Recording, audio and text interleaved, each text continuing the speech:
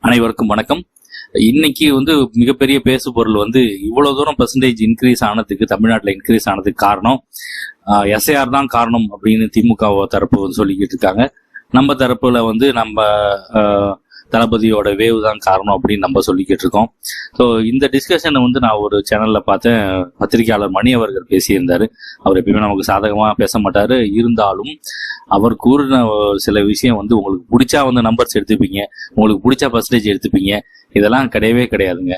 பர்சன்டேஜை வச்சு பேசுனீங்கன்னா பர்சன்டேஜ் பத்தி மட்டும் பேசுங்க. கடந்த 5 ஆண்டுகளுக்கு முன்னாடி எவ்வளவு பர்சன்டேஜ் இருந்துச்சு, இன்னைக்கு எவ்வளவு பர்சன்டேஜ் இருந்துச்சு, கடந்த 5 ஆண்டுகளுக்கு முன்னாடி எஸ்ஐஆர் இல்லைன்னா இவ்வளவு நம்பர்ஸ் குறைஞ்சிருக்கும்னு நீங்க நம்பர்ஸை நீங்க பாஸ்ட்டை நீங்க மாற்ற முடியாதுங்க. ஸோ ப்ரெசென்ட்ல இவ்வளவு தூரம் வந்திருக்கு அப்படின்னா இதுக்கு எஸ்ஐஆரும் ஒரு காரணமா அதை ஒத்துக்கிறேன். ஆனா விஜய் அவர்களோட வருகை இளைஞர்களுக்கு மத்தியில எழுப்பியிருக்க அலை கண்டிப்பாக ஒரு காரணமா இருக்குங்கிறத அடிச்சு பேசினாரு. அதுதான் உண்மையும் கூட. ஸோ என்னதான் எஸ்ஐஆர் போட்டு நீங்க குறைஞ்சி இருந்தாலும் 20 லட்சம் வாக்குகள் புதுசா வந்திருக்குங்கிறது ஒரு ஃபேக்டர்.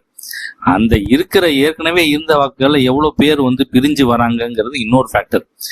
இந்த விஜய் ஃபேக்டர் இல்லைன்னா எவ்வளவு பேர் ஓட்டு போட வந்திருப்பாங்கிறது அதுக்கு அடுத்த ஃபேக்டர்.